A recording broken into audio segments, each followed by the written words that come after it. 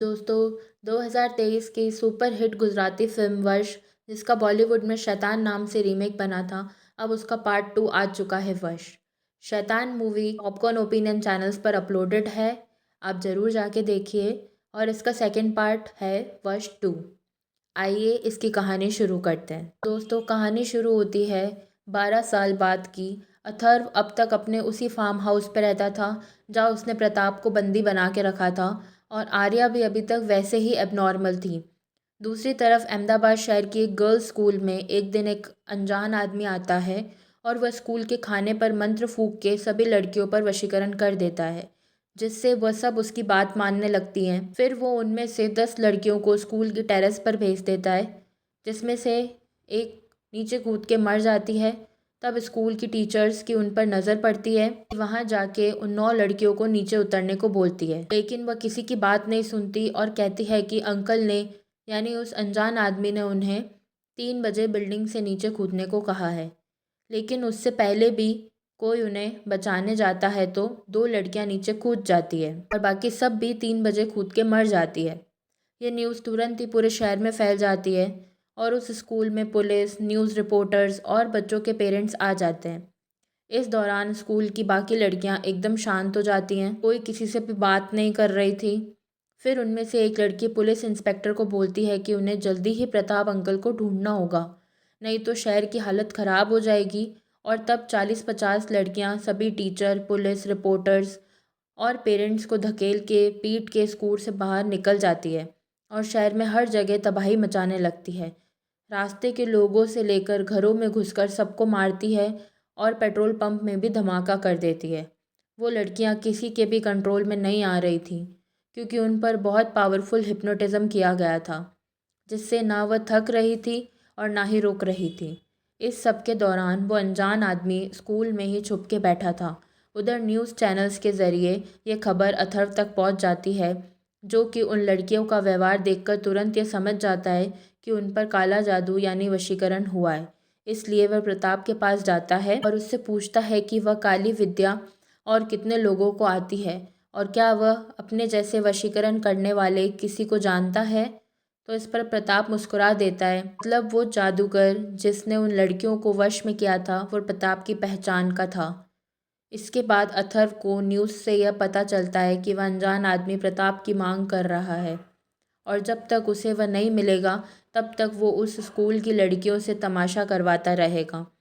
अथर्व यह समझ गया था कि वो दूसरा आदमी भी प्रताप की तरह ही जालिम राक्षस है और वो अपना आतंक रोकेगा नहीं।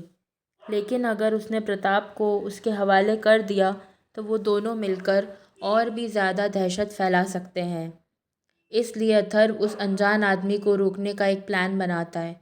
वो पहले इलेक्ट्रॉनिक्स की दुकान से कुछ सामान खरीद के अपने घर ले जाता है और फिर प्रताप के हाथ और मुंह को चेन से बांध देता है। इसके बाद वह शाम के वक्त अहमदाबाद की तरफ निकल जाता है और उस स्कूल में पहुंचता है। वहां अंदर एक लड़की पुलिस इंस्पेक्टर को बोलती है कि अगर उन्होंने 5 मिनट में प्रताप को नहीं ढूंढा तो वो सब लड़कियां कोई भयानक कांड कर देंगी। तभी उस जगह पर अथर्व आ जाता है और सबको बताता है कि प्रताप उसके पास है। फिर वह बोलता है कि उन लड़कियों पर वशीकरण किया गया है जिसे तोड़ा नहीं जा सकता, और वह जादू करने वाला वहीं आसपास मौजूद है। अब वह अनजान आदमी सबके सामने आता है जिसका नाम था राजनाथ। वह कहता है कि उसी ने उन लड़कियों की वह हालत की है और उसे लोगों को रोते तड़पते देखने में मज़ा आता है। लेकिन अगर किसी ने भी गुस्से में उसे कुछ किया तो वो लड़कियां उन्हें काट पीट देंगी। राजनाथ एक लड़की को टॉर्चर करता है, जिसकी वजह से वह पुलिस इंस्पेक्टर उसे गन से मारने की कोशिश करता है। तब राजनाथ को बचाने के लिए एक लड़की उस पुलिस अफसर पर हमला करके उसे बहुत घायल कर देती है। इसके बाद राजनाथ अथर्व को बोलता है कि वो उससे शांति में अकेले बात करना चाहता है, जिसके लिए वो सभी टीचर्स, पेरेंट्स और पुलिस वालों को बाहर जाने को बोलता है। पर जब वो उसकी बात नहीं सुनते तो वो एक लड़की को बंदूक देकर उसे कुछ लोगों को मरवा देता है, जिससे डरकर सब लोग बाहर चले जाते हैं। तब राजनाथ अथर्व को बताता है कि वो असल में प्रताप का छोटा भाई और शिष्य है, मतलब उसने अपने भाई से ही काला जादू सीखा था। फिर वो अथर्व से पूछता है कि वह प्रताप को कैसे जानता है और अब उसका भाई कहाँ है। तब अथर्व बोलता है कि प्रताप ने उसकी बेटी पर वशीकरण किया था, जो कि अभी तक ठीक नहीं हुई और प्रताप उसकी कैद में है। इस पर राजनाथ कहता है कि वह उसके भाई को छोड़ दे, नहीं तो वो उसे मार देगा या उन स्कूल की लड़कियों को जिंदा जला देगा। इसके लिए वह स्कूल वालों से 2 बस मांगता है, जिसमें वह अथर्व के साथ बैठता है और सभी लड़कियों को भी बिठाता है, ताकि उसकी जान सुरक्षित रहे और कोई उनके पीछे ना आए। फिर वह लोग उन 2 बसों में स्कूल से निकल जाते हैं और शहर से बाहर उस फार्म हाउस की तरफ जाने लगते हैं। सफ़र काफ़ी लंबा था, इसलिए रास्ते में अथर्व राजनाथ से कुछ सवाल पूछता है। सबसे पहला तो यह कि उसे 12 साल बाद अपने भाई की याद क्यों आई, जिस पर राजनाथ बोलता है कि उसे पहले यह लगा था कि प्रताप किसी साधना के लिए कहीं गया है, जिसमें अक्सर काफ़ी वक्त लगता है।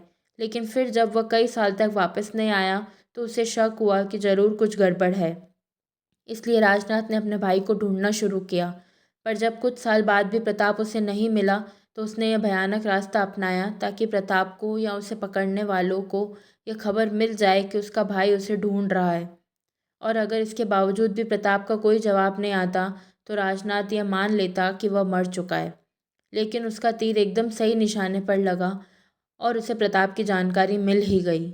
इसके अलावा अथर्व यह पूछता है कि वह और उसका भाई सिर्फ लड़कियों को ही क्यों गुलाम बनाते हैं। तो इस पर राजनाथ बताता है कि शास्त्रों में नारी शक्ति को सबसे महान कहा गया है। पर यह बात प्रताप और राजनाथ जैसे अहंकारी आदमियों को बर्दाश्त नहीं थी और वह पुरुष को ही सबसे शक्तिशाली साबित करना चाहते थे। इसलिए वह बस लड़कियों पे ही वशीकरण करते थे। फिर राजनाथ अथर्व को यह बोलता है कि प्रताप एक बहुत ही माहिर जादूगर है और वह अपने भाई के आगे कुछ भी नहीं है। राजनाथ का वशीकरण उसके आसपास रहने से ही काम करता है और जो लड़की उससे कुछ घंटे दूर रहती है, वो उसकी बात नहीं मानती।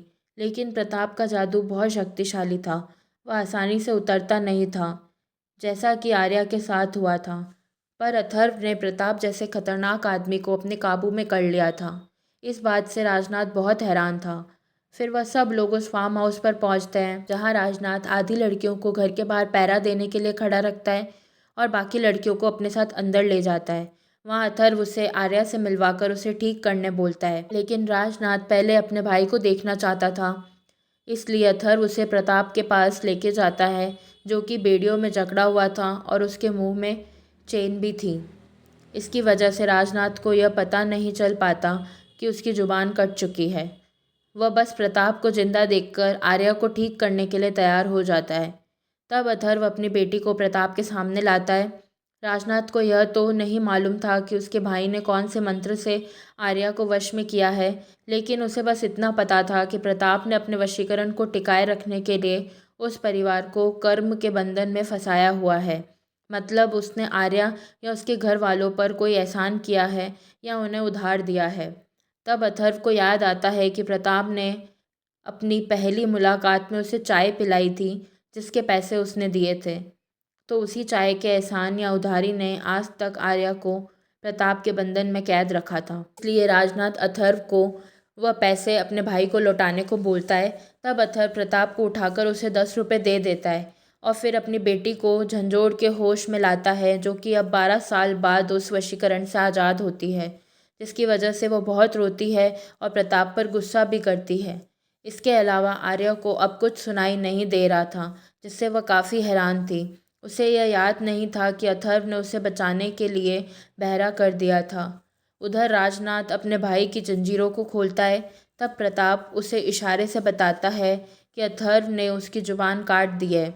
ये जानकर राजनाथ को बहुत गुस्सा आता है, क्योंकि वह प्यार की खातिर अपने भाई को बचाने नहीं आया था, बल्कि उसे तो प्रताप से एक आखिरी गुरु मंत्र सीखना बाकी था, जो कि बोल के ही सिखाया जा सकता था। और अब बिना जबान के प्रताप उसके लिए कोई काम का नहीं था। इसलिए राजनाथ को लगता है कि उसकी सालों की तलाश बेकार हो गई, जिसकी वजह से अब वह अथर्व और उसकी बेटी को मारने लगता है और आर्या को वहाँ से ले जाने की कोशिश करता है, ताकि वह अब अपने खतरनाक मंत्रों की टेस्टिंग उस पर कर सके। लेकिन तभी अथर्व अपने कान में एयर प्रोटेक्टर पहनता है और अपनी स्मार्ट वॉच से घर के ब्लूटूथ स्पीकर में एक हाई फ्रीक्वेंसी साउंड प्ले करता है, जिससे राजनाथ और सभी स्कूल की लड़कियां बहुत तड़प जाती है।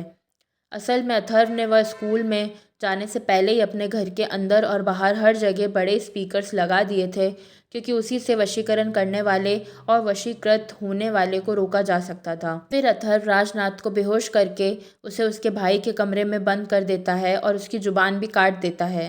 फिर अगले दिन की सुबह तक वह सभी लड़कियां वशीकरण से बाहर आ जाती है। तब अथर्व उस स्कूल के प्रिंसिपल और वह पुलिस इंस्पेक्टर को अपने घर बुलाता है और वो उन लड़कियों को उनके हवाले कर देता है। पुलिस वाले अब राजनाथ को गिरफ्तार करना चाह रहे थे, पर अथर्व उन्हें बोलता है कि कानून उन दोनों राक्षस भाइयों को वैसी सज़ा नहीं दे पाएगा जैसी वह खुद दे सकता है, क्योंकि उसने और उसकी बेटी ने जो दर्द झेला है वो किसी भी लड़की या उसके माँ बाप को नहीं मिला है।